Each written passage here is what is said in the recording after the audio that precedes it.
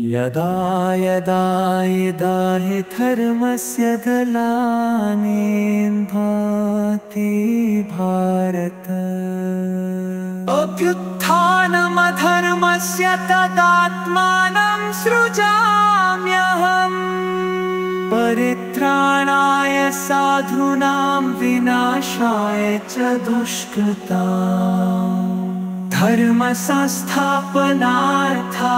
संभवामि युगे युगे यदृच्छया चोपपन्नं स्वर्गद्वारमावृतं सुखिनः खलु संसिद्धाः सुखलिपत्सतान् स्वर्गलोके महाराज प्रतीयन्ति अभिगच्छन्ति न ब्रह्मभुवनाल्लोका पुनरावर्तिनो मामुपेत्य तु कौन्तेय पुनर्जन्म न विद्यते अभ्युत्थानं धर्मस्य तदात्मानं सृजाम्यहम् अकर्मसोत्थापनार्थाय सम्भवामि युगे युगे अभ्युत्थानं धर्मस्य तदात्मानं सृजाम्यहम् अकर्मसोत्थापनार्थाय सम्भवामि युगे युगे अभ्युत्थानं धर्मस्य तदात्मानं सृजाम्यहम्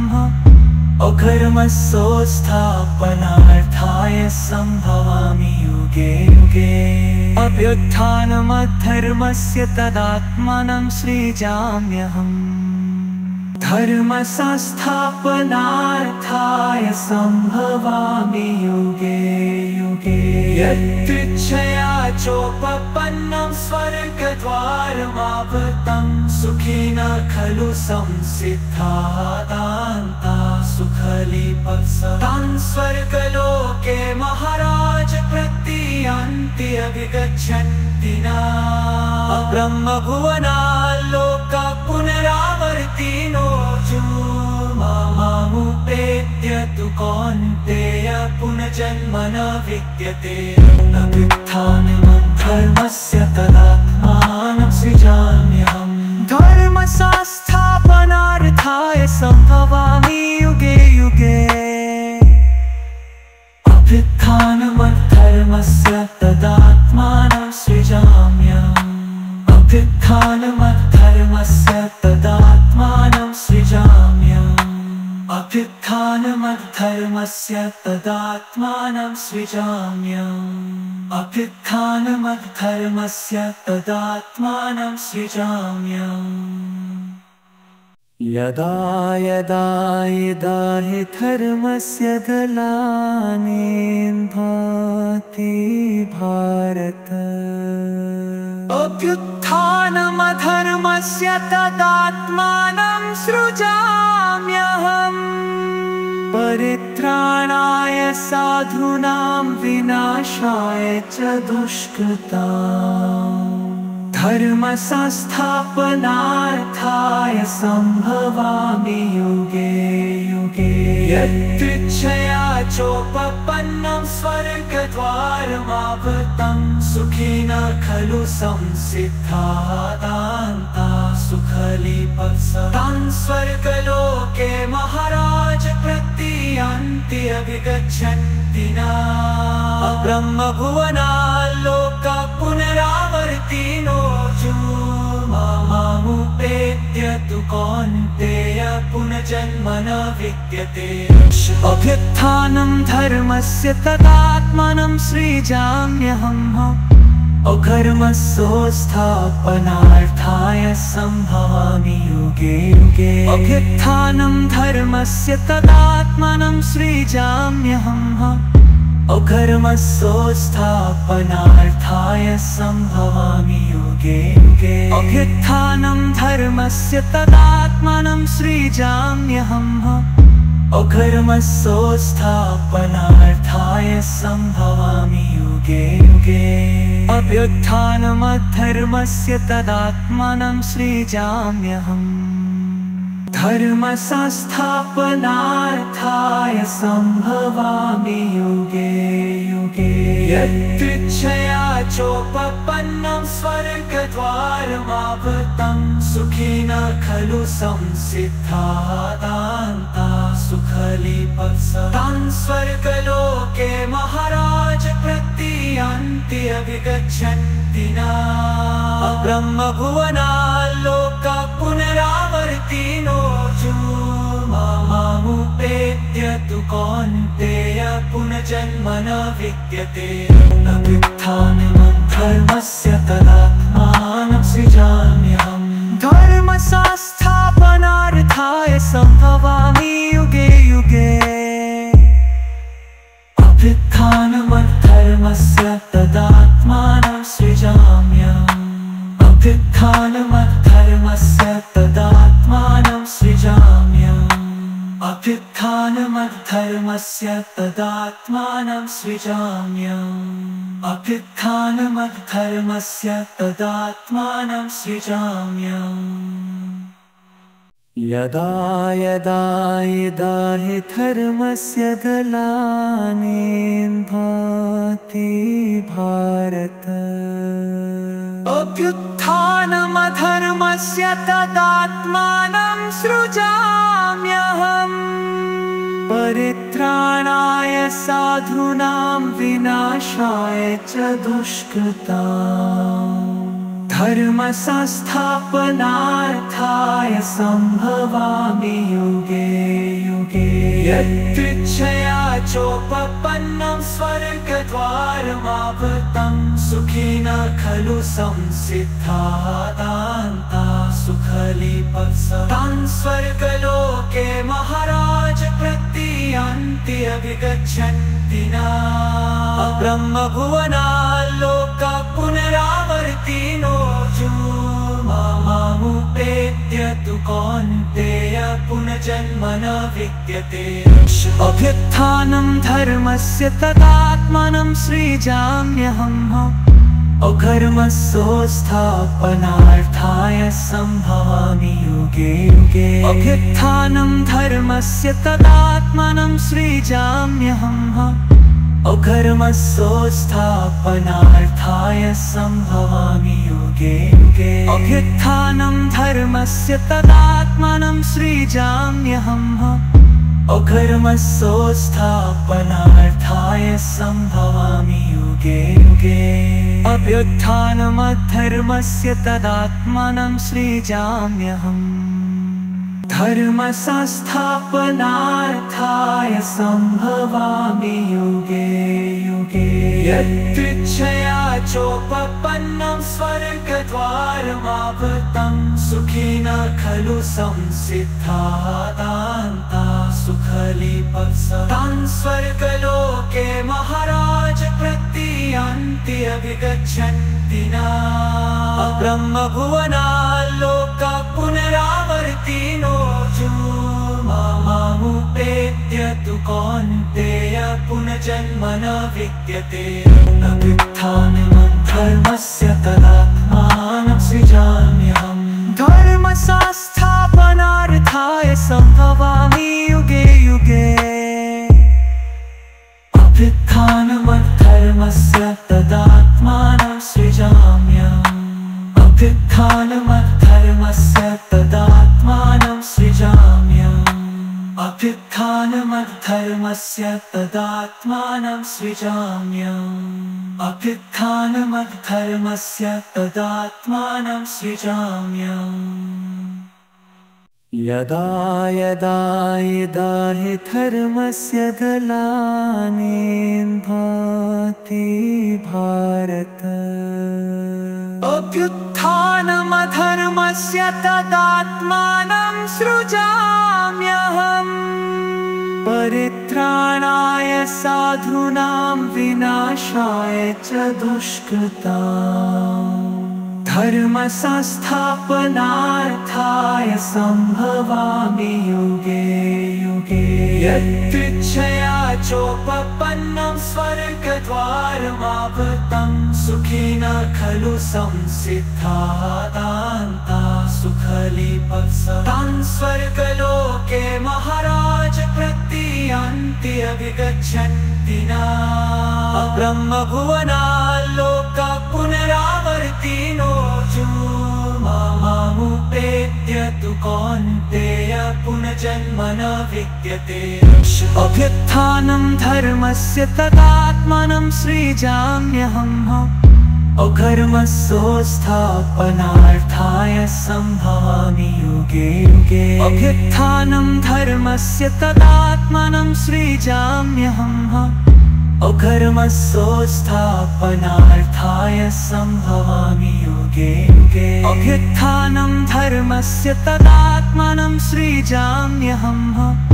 अकर्मसोत्थापनार्थाय सम्भवामि युगे युगे अभ्युत्थानमधर्मस्य तदात्मानं सृजाम्यहम् धर्मसंस्थापनार्थाय सम्भवामि युगे युगे यत्तृच्छया चोपपन्नं स्वर्गद्वारमावृतं सुखिनः खलु संसिद्धाः दान्ता सुखलीपस्तान् स्वर्गलोके महाराज प्रतीयान्ति अभिगच्छन्ति न ब्रह्मभुवनाल्लोका पुनरावर्तिनो मामुपेत्य तु कौन्तेय पुनर्जन्म न विद्यते अभ्युत्थानमधर्मस्य तदात्मानं सृजाम्यहम् धर्मसंस्थापनार्थाय सम्भवामि युगे युगे अभ्युत्थानमधर्मस्य तदात्मानं सृजाम्यहम् अभ्युत्थानमधर्मस्य तदात्मानं सृजाम्यहम् अभ्युत्थानमधर्मस्य तदात्मानं सृजाम्यहम् अभ्युत्थानमधर्मस्य तदात्मानं सृजाम्यहम् यदा यदा हि धर्मस्य ग्लानिर्भवति भारत अभ्युत्थानमधर्मस्य तदात्मानं सृजाम्यहम् परित्राणाय साधूनां विनाशाय च दुष्कृताम् धर्मसंस्थापनार्थाय सम्भवामि युगे युगे यत्तृच्छया चोपपन्नं स्वर्गद्वारमावृतं सुखिनः खलु संसिद्धाः दान्ता सुखलीपस्तान् स्वर्गलोके महाराज प्रतीयान्ति अभिगच्छन्ति न ब्रह्मभुवनाल्लोका पुनरावर्तिनो मामुपेत्य तु कौन्तेय पुनर्जन्म न विद्यते अभ्युत्थानं धर्मस्य तदात्मानं सृजाम्यहम्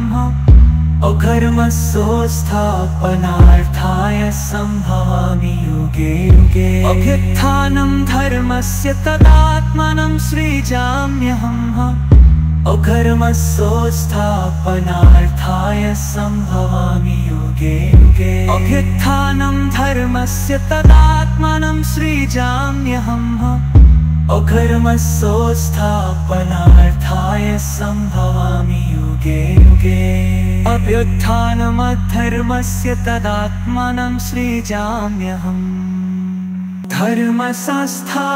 धर्मसंस्थापनार्थाय सम्भवामि युगे युगे यत्तृच्छया चोपपन्नं स्वर्गद्वारमावृतं सुखिनः खलु संसिद्धाः दान्ता सुखलीपस्तान् स्वर्गलोके महाराज प्रतीयान्ति अभिगच्छन्ति न ब्रह्मभुवनाल्लोका पुनरावर्तिनो मामुपेत्य तु कौन्तेय पुनर्जन्म न विद्यते अभ्युत्थानमधर्मस्य तदात्मानं सृजाम्यहम् धर्मसंस्थापनार्थाय सम्भवामि युगे युगे अभ्युत्थानमधर्मस्य तदात्मानं सृजाम्यहम् अभ्युत्थानमधर्मस्य अभ्युत्थानमद्धर्मस्य तदात्मानं सृजाम्यहम् अभ्युत्थानमद्धर्मस्य तदात्मानं सृजाम्यहम् यदा यदा हि धर्मस्य ग्लानिर्भवति भारत अभ्युत्थानमधर्मस्य तदात्मानं सृजाम्यहम् परित्राणाय साधूनां विनाशाय च दुष्कृताम् धर्म संस्थापनार्थाय संभवामि युगे युगे यदृच्छया चोपपन्नं स्वर्गद्वारमावृतं सुखिनः खलु संसिद्धाः दान्ताः सुखलिपत्सतान् स्वर्गलोके महाराज प्रतीयन्ति अभिगच्छन्ति न ब्रह्मभुवनाल्लोका पुनरावर्तिनो मामुपेत्य तु कौन्तेय पुनर्जन्म न विद्यते अभ्युत्थानं धर्मस्य तदात्मानं सृजाम्यहम् अकर्मसोत्थापनार्थाय संभवामि युगे युगे अभ्युत्थानं धर्मस्य तदात्मानं सृजाम्यहम् अकर्मसोत्थापनार्थाय संभवामि युगे युगे अभ्युत्थानं धर्मस्य तदात्मानं सृजाम्यहम् अकर्मसोत्थापनार्थाय संभवामि युगे युगे अभ्युत्थानमद्धर्मस्य तदात्मानं सृजाम्यहम् धर्म संस्थापनार्थाय संभवामि युगे युगे यदृच्छया चोपपन्नं स्वर्गद्वारमावृतं सुखिनः खलु संसिद्धाः दान्ताः सुखलिपत्सतान् स्वर्गलोके महाराज प्रतीयन्ति अभिगच्छन्ति न ब्रह्मभुवनाल्लोका पुनरावर्तिनो मामुपेत्य तु कौन्तेय पुनर्जन्म न विद्यते अभ्युत्थानमद्धर्मस्य तदात्मानं सृजाम्यहम् धर्म संस्थापनार्थाय संभवामि युगे युगे अभ्युत्थानमद्धर्मस्य तदात्मानं सृजाम्यहम् अभ्युत्थानमद्धर्मस्य तदात्मानं सृजाम्यहम् अभ्युत्थानमद्धर्मस्य तदात्मानं सृजाम्यहम् अभ्युत्थानमद्धर्मस्य तदात्मानं सृजाम्यहम् यदा यदा हि धर्मस्य ग्लानिर्भवति भारत अभ्युत्थानमधर्मस्य तदात्मानं सृजाम्यहम् परित्राणाय साधूनां विनाशाय च दुष्कृताम् धर्म संस्थापनार्थाय संभवामि युगे युगे यदृच्छया चोपपन्नं स्वर्गद्वारमावृतं सुखिनः खलु संसिद्धाः दान्ताः सुखलिपत्सतान् स्वर्गलोके महाराज प्रतीयन्ति अभिगच्छन्ति न ब्रह्मभुवनाल्लोका पुनरावर्तिनो मामुपेत्य तु कौन्तेय पुनर्जन्म न विद्यते अभ्युत्थानं धर्मस्य तदात्मानं सृजाम्यहम् अकर्मसोत्थापनार्थाय संभवामि युगे युगे अभ्युत्थानं धर्मस्य तदात्मानं सृजाम्यहम् अकर्मसोत्थापनार्थाय संभवामि युगे युगे अभ्युत्थानं धर्मस्य तदात्मानं सृजाम्यहम् अकर्मसोत्थापनार्थाय संभवामि युगे युगे अभ्युत्थानमद्धर्मस्य तदात्मानं सृजाम्यहम् धर्म संस्थापनार्थाय संभवामि युगे युगे। यत्तृच्छया चोपपन्नं स्वर्गद्वारमावृतं सुखिनः खलु संसिद्धाः सुखलिपस्तान् स्वर्गलोके महाराज प्रतीयन्ति अभिगच्छन्ति न। ब्रह्मभुवनाल्लोका पुनरावर्तिनो मामुपेत्य तु कौन्तेय पुनर्जन्म न विद्यते। अभ्युत्थानं धर्मस्य तदात्मानं सृजाम्यहम्। धर्म संस्थापनार्थाय संभवामि युगे युगे। अभ्युत्थानं धर्मस्य तदात्मानं सृजाम्यहम्। अभ्युत्थानं धर्मस्य तदात्मानं सृजाम्यहम्। अभ्युत्थानं धर्मस्य तदात्मानं सृजाम्यहम्। अभ्युत्थानं धर्मस्य तदात्मानं सृजाम्यहम्। यदा यदा हि धर्मस्य ग्लानिर्भवति भारत। अभ्युत्थानं धर्मस्य तदात्मानं सृजाम्यहम्। परित्राणाय साधूनां विनाशाय च दुष्कृताम्। धर्म संस्थापनार्थाय संभवामि युगे युगे। यत्तृच्छया चोपपन्नं स्वर्गद्वारमावृतं सुखिनः खलु संसिद्धाः सुखलिपस्तान् स्वर्गलोके महाराज प्रतीयन्ति अभिगच्छन्ति न। ब्रह्मभुवनाल्लोका पुनरावर्तिनो मामुपेत्य तु कौन्तेय पुनर्जन्म न विद्यते।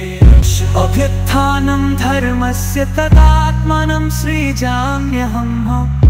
अधर्मसंस्थापनार्थाय संभवामि युगे युगे। अभ्युत्थानं धर्मस्य तदात्मानं सृजाम्यहम्। अधर्मसंस्थापनार्थाय संभवामि युगे युगे। अभ्युत्थानं धर्मस्य तदात्मानं सृजाम्यहम्। अधर्मसंस्थापनार्थाय संभवामि युगे युगे। अभ्युत्थानं धर्मस्य तदात्मानं सृजाम्यहम्। धर्म संस्थापनार्थाय संभवामि युगे युगे।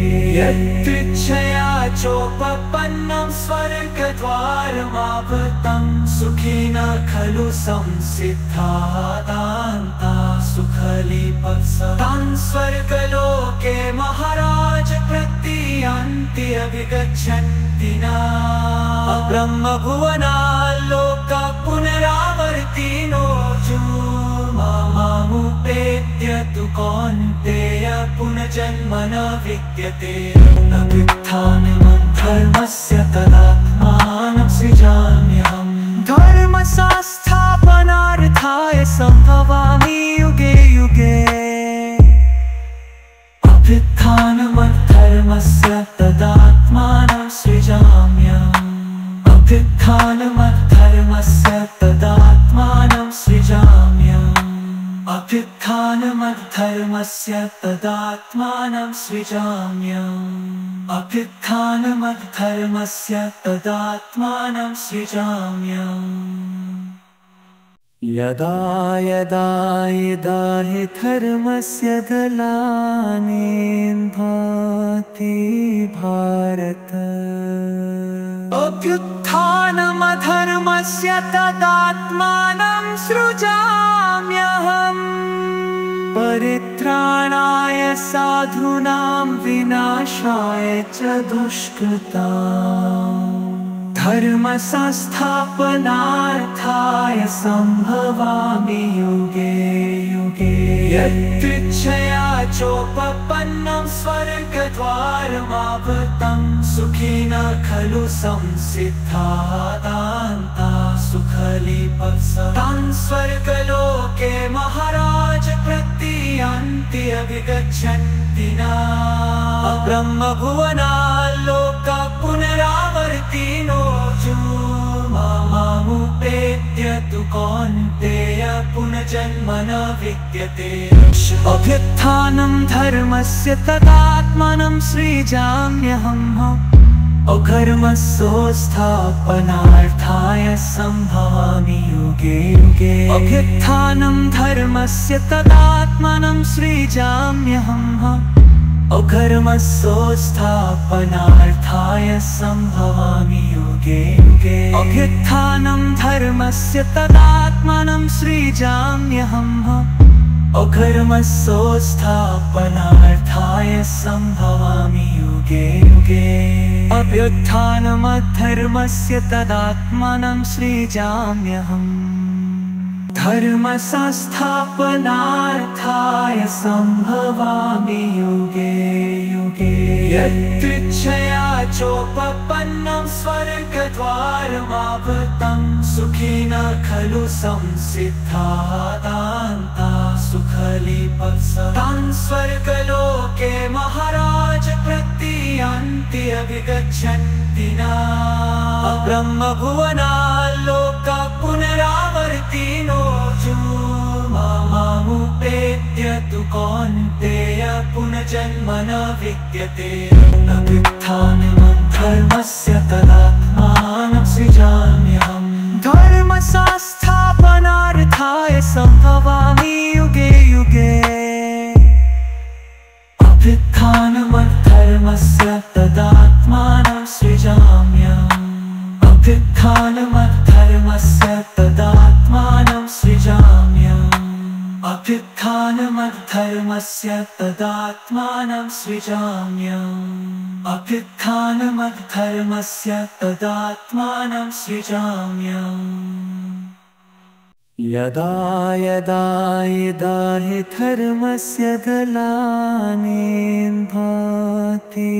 भारत अभ्युत्थानमधर्मस्य तदात्मानं सृजाम्यहम् परित्राणाय साधूनां विनाशाय च दुष्कृताम् धर्मसंस्थापनार्थाय सम्भवामि युगे युगे यत्तृच्छया चोपपन्नं स्वर्गद्वारमावृतं सुखिनः खलु संसिद्धाः सुखलीपस्तान् स्वर्गलोके महाराज प्रतीयान्ति अभिगच्छन्ति न ब्रह्मभुवनाल्लोका पुनरावर्तिनो मामुपेत्य तु कौन्तेय पुनर्जन्म न विद्यते अभ्युत्थानं धर्मस्य तदात्मानं सृजाम्यहम्